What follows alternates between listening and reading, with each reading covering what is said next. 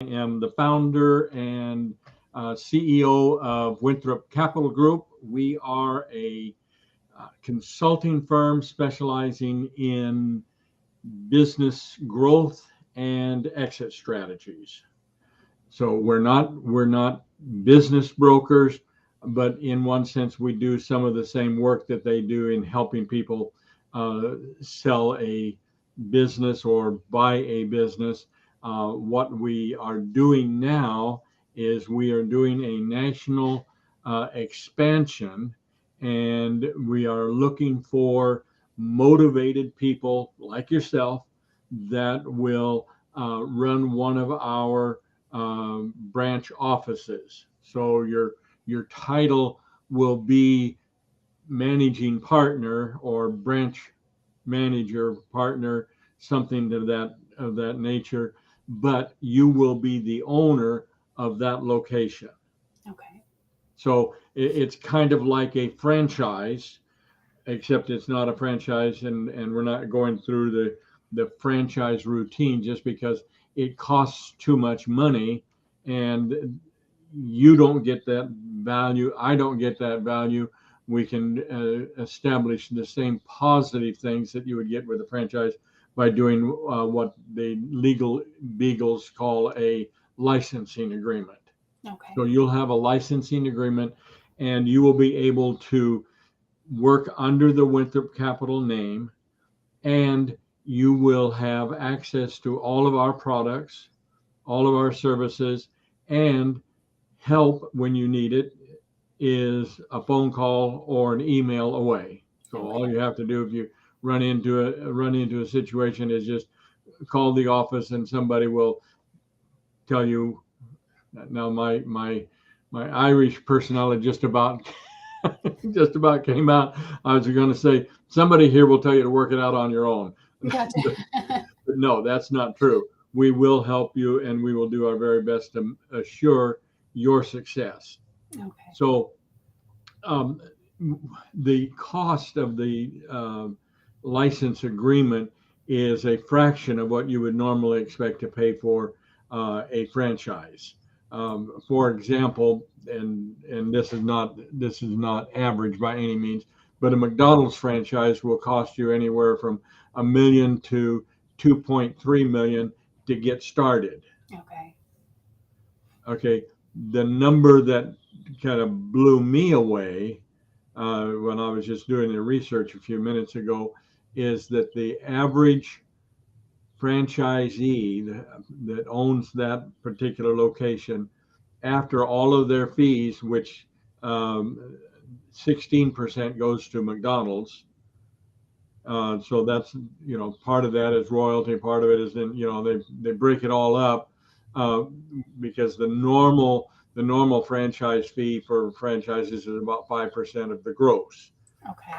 Whereas if you own a McDonald's, it's 16%.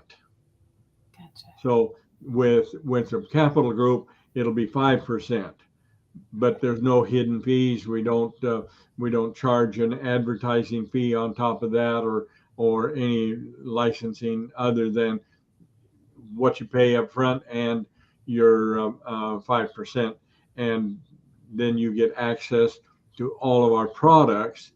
And the beauty of it is that you get them at a significant discount. Okay. So an example would be if you were looking at the sale of a business, if you had one of the typical um, business brokerage franchises, they charge about 10-12%. Okay, we don't do that. We charge 8%, and then instead of splitting that in three parts, or actually four parts, is what they typically do, where they give half to the listing broker, half to the selling broker, and then the broker gives half to the agent and keeps half for the office on both the buy side and the sell side. We are not doing that. We are giving the owner of the location. We're giving you. Let's see here. Let me get the numbers right. Yeah, we're giving you 80%. We're giving 80% to the licensee, whether it's the buy side or the sell side. You split that, so you'd be 40% if you were just half of the transaction. So if you did a $500,000 sale, you'd be looking at anywhere from $14,120 to $28,240 for a fee on that sale. Okay. Okay, then the other thing that's nice about that is the 500,000 is probably a low number. Okay. Things that we're looking at right now is for the um, uh, mentoring program, the 90/10 mentoring program. We're looking at businesses in the neighborhood of $1 million. So your commissions would be significantly more. Now, here's a huge advantage for a Winthrop Capital Group location owner. We need businesses to sell. We need to sell businesses. That's where we get most of our money. Okay. But you can't call a business and say, "Hey, I want to talk to the owner." They're going to say, "Well, what do you want to talk to him about?" Well, I want to talk to him about selling his business. Okay, you can't do that because you have to maintain confidentiality. You don't want to let anybody know that you're selling, except the buyers, of course. Right. But the reason that you want to maintain the secrecy up front is that number one, if the employees find out, they may quit and go somewhere else. Your competitors, they find out, they'll take advantage of it and say, "Oh, you don't want to deal with them, they're going out of business." And your customers, you don't want them to find out because again, the competitors will take advantage of that. And if a business owner decides they want to sell their business and the news gets out, it can have a very, very negative impact on their business. Okay. Okay, with us, we are business consultants. So there's no mention when we call the office about selling the business. We're going to sell our financial wellness report. Okay. And I will provide you with a list of prospective scripts to use if you're going to do telemarketing, where you just call the business and you can tell the business, whoever answers the phone. So if the business owner isn't there, we suggest you ask for the bookkeeper, because they're the ones that are involved in the finances and keeping track of everything. And so they may be the best person to talk to outside of the owner, because then they can relate what you want to the owner. And again, it's just a smoother way to do it. But our financial wellness report has uh, three or four or five really important um, parts of it, things that it does for the business owner. The biggest thing is when you do the analysis of the financial statement, we take 3 years of financial statements, we condense them, we put them into a proprietary program, and it will show what they're doing, what their percentages are. And then to add the frosting to the cake is we also do a comparison to the industry standards. Okay. So we can compare the business to other businesses in that industry of the same size. Gotcha. Okay. The story that I like to tell is one that happened in Colorado when we were living there. A couple, nice young couple, took their savings and opened a pizza business. Okay. Did great. Pizza was wonderful. Customers loved them, and they were doing so well. They opened the second location. Again, great pizzas. People loved them. Everything was wonderful, except for one thing: they did not know how to manage their money. Okay. So things were getting tight. I mean, there's low margins in the food industry to begin with, but they weren't managing it well, so things got tight. Then they made a classic error in that they borrowed money from the wrong people. Gotcha. Okay, now they'd have been better off if they'd have borrowed the money from the mob. Got But it. what they did was they borrowed money without permission from the city of Aurora. Okay. How'd they do that? Well, it was simple. They sold a pizza, $10 for the pizza, and 10% or whatever was going to go for sales tax. And instead of sending the sales tax that they collected, instead of sending that to Aurora, they used it to pay the rent with. Okay. So Yeah. they got behind, they got further behind, then they started getting penalties for being behind. And, the city of Aurora was working with them as best they could. And then one day, a bright, sunshiny Colorado morning, those do happen once in a while up there. They got up, they had breakfast, and they headed into their main store to get ready for another day selling their wonderful pizza. And when they got there, they found the doors locked, the big sign on the front door saying seized by the city of Aurora, and they were locked out of their business. They lost everything Okay. because they hadn't paid those taxes. Yeah. So when the city took it over, they took everything. They locked the doors. Any equipment that was in the store, City of Aurora took it. It didn't matter whether the owner of the business owned that equipment or whether it was leased from a supplier or whatever. They took it. Okay. That with all of the assets of that business. Okay, so I don't have the exact numbers because I wasn't party to that. I was just reading all of the news releases, but I am assuming that their business that they lost for $30,000. They owed $30,000 in taxes and penalties. So Okay. based on everything I could see, they had a business that was probably worth three or $400,000. Gotcha. So for 30,000, they lost 300,000. Yeah. Okay. Now, in addition to that, they're still stuck with all of the expenses because they signed personally on the lease, which is Yeah. common in a small business. You go to the landlord, they give you this great lease, and then you sign it and you sign it personally, Yeah. which means the landlord now can come after them and take whatever else they have, can put a lien on their house or whatever to collect the money that they're not paying in rent. Okay. Okay, now add another heartbreak to it. The employees had wages coming. Gotcha. Right.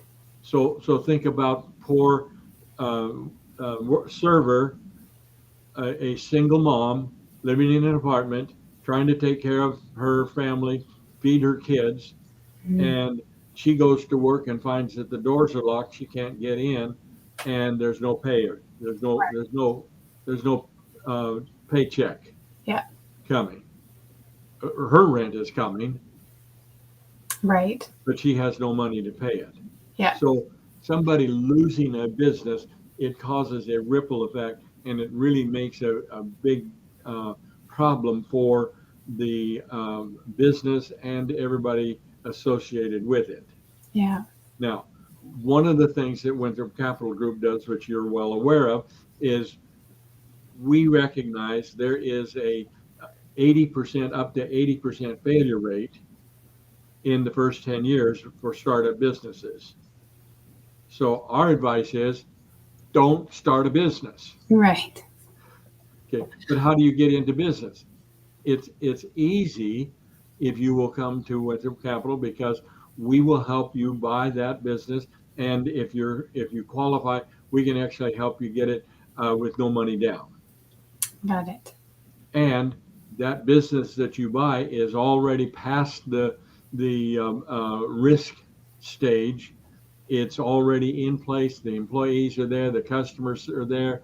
Their product is there. They've got solid financials, and growth rate, everything is there. So when you go to the bank to borrow money, if you go in to start a business and you want, say, $200,000, the first thing the banker sees is losing $200,000 because he knows that the failure rate is up to 80%. Whereas Gotcha. if you go in to borrow money to buy an existing business, you've got the financial statements and everything to show that banker, so it's easier to get the loan. Okay. Okay, All so right. back to where we started on this story is the financial report is going to show the owner their strengths and weaknesses. Okay, now Okay. the case with the pizza store, even though I didn't have any inside knowledge, just what I was reading, I could see that they were most likely paying too much for their ingredients Mm. and they were definitely overstaffed. Yeah. Got it. So if you can sell the financial wellness report to the business owner, you can help them avoid that kind of catastrophe by Okay. them buying the financial wellness report. Gotcha. Okay. Now, so we're going to charge. We're charging $1,400 for the um, wellness report. We're going to pay you $500. Okay. So if you do five in a month, that's $2,500 that you're making as a kind of the entry Okay. into your income from your branch office of Winthrop Capital Group. Gotcha. Now, once you get in and you've got that information and you're talking with the owner, they may want to sell their business, or if they may even want to buy a business. So let's talk about buying a business first. Let's say that they really do want to grow, but they can't find employees. Okay. Okay, or they don't want to spend a bunch of time or whatever. Advise them that you can help them buy a competitor. Okay. The competitor already has the employees, they've got their business going, and so you buy it and you can basically in in a single day, the day of closing, you can actually double the value of your business, double the income of your business by buying a competitor. Okay. So when we talk to them about growing their business, growth by acquisition is one of the, well, it's my favorite. Gotcha. Okay, it's simple. You go out, you find the business, you make the offer, you buy the business, and all is well. Now, if you buy three or four or five businesses in the same industry, not only do you have that great increase in cash flow, but you also get a significant increase in the value of your business because you move from the private sector to the mid-market valuation. So a standalone business may be worth 2 to 4 times EBITDA, earnings before taxes, depreciation, and amortization. Okay. A mid-market company, same industry, but the higher volume, their multiple may be 6 or 7 times EBITDA. Okay. Okay, so as a Winthrop Capital branch owner, you're talking to the business owner, you can help them grow their business and they make a ton of money additional out of your from your efforts, plus they're increasing the valuation. Gotcha.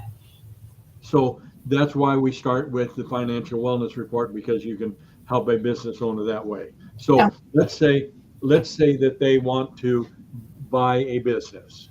Okay, so what we do then in that case is you get paid a $2,000 fee from Winthrop Capital Home Office for that prospect. okay. They sign up in our mentoring program to buy a business. We're going to help them buy that business. you get $2,000 for bringing them to us, Okay. which is, that's not bad. No. If you do that, let's see, where are we at the 2,000? Yeah, if you do four of them in a month, one a Yeah. week, bring us one person who wants to buy a business qualified, bring one a week, and that's $8,000 to add to the $2,500 that you were making on the financial wellness report. Right. Right. Okay, so it's that starting to get interesting. Yes, that is. Yes. Yeah. Okay, Yes. now let's say they want to sell, then you would sell them our offering memorandum. Okay. Offering memorandum is some people call it a pitch deck, but it is a complete package on that business and the advantage of buying that business and why it's so great. And we've got the financials, and so we're showing all that. We also throw in, for the fun of it, or for the lender's sake, we throw in a business valuation.